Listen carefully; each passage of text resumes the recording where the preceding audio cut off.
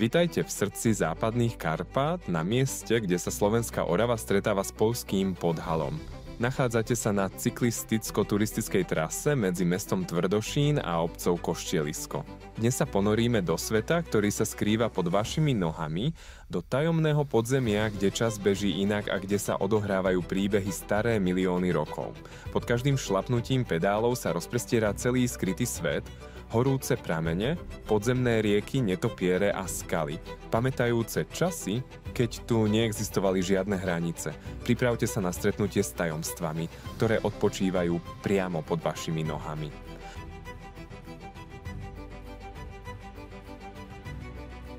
Prvým zastavením na našej ceste do podzemia je miesto, kde môžete na vlastnej koži pocítiť silu zemského tepla. Geotermálny prameň v Oraviciach. Je to jediné miesto na celej Orave, kde sa horúca voda zo zemských hlbín dostáva na povrch. Predstavte si, pod vašimi nohami, hlboko v zemi, v hĺbke 1111 metrov, to je ako keby ste sa ponorili do hĺbky vyššej, ako je vrchol osobitej nad vami. Tam dole panuje teplota 58 stupňov Celzia. Táto voda je skutočný minerálny koktail priamo zo zemského laboratória. Obsahuje mangán pre silné kosti, vápnik a horčík pre zdravé srdce, lítium na upokojenie mysle, železo do krvi a sírany na krásnu pokožku. Pre nás, cyklistov, je to ideálne miesto na oddych. Voda sa ochladí na príjemných 28 až 38 stupňov, takže si v nej môžete zregenerovať unavené svaly po náročnej cyklistike cez pohraničné vrchy. Geotermálny prameň v Oraviciach nám pripomína, že pod pokojnou krajinou, po ktorej cyklujeme, pulzuje horúce srdce našej planéty. Druhým tajomstvom pod vašimi nohami sú netopiere, najznámejší obyvatelia temnôt. V skalných dutinách, jaskyniach a úkrytoch tohto pohraničia žije až 16 druhov netopierov. Od drobného netopiera malého, ktorý váži len 4 gramy, až po nočného obra. Netopiera večerného s rozpetím krídel 40 cm. Jeden netopier večerný dokáže za noc pochytať až 3000 komárov. Netopiere sú majstri navigácie v temnote, používajú echolokáciu, vydávajú ultrazvukové zvuky a podľa ozveny dokážu presne určiť, kde je komár veľký 0,5 cm na vzdialenosť 10 metrov. Je to ako radár lietadla, len 100-krát presnejší. Pre nás, cyklistov, je zaujímavé, že aktivita týchto podzemných obyvateľov vrcholí práve večer, keď končíme naše cyklistické dobrodružstvo.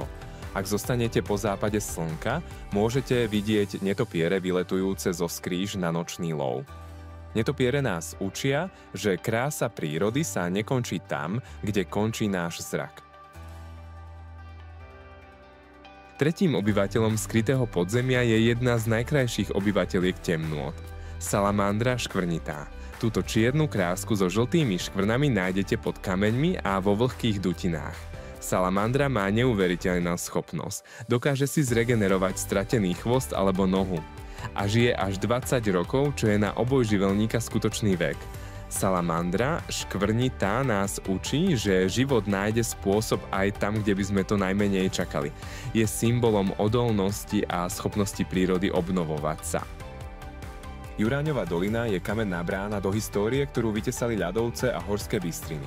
Strmé steny z vápencov a dolomitov sú kronikou dávnych morí aj pravekých pohybov zeme.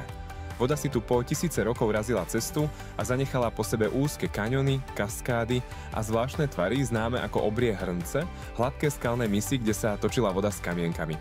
Keď kráčate chodníkom ponad zúčiaci potok obklopený skalnými prahmi a balvanmi, máte pocit, že sa krajina hýbe spolu s vami. Každý odtieň kameňa rozpráva vlastný príbeh, biele žily kremeňa, sivé vápence aj tmavé pruhy naplnené rudami. Juráňova dolina je chránenou rezerváciou a zároveň prírodným divadlom, kde sa stretáva geológia s krásou. Učí nás, že aj kamene, ktoré mlčia v sebe, nesú hlboký hlas minulosti.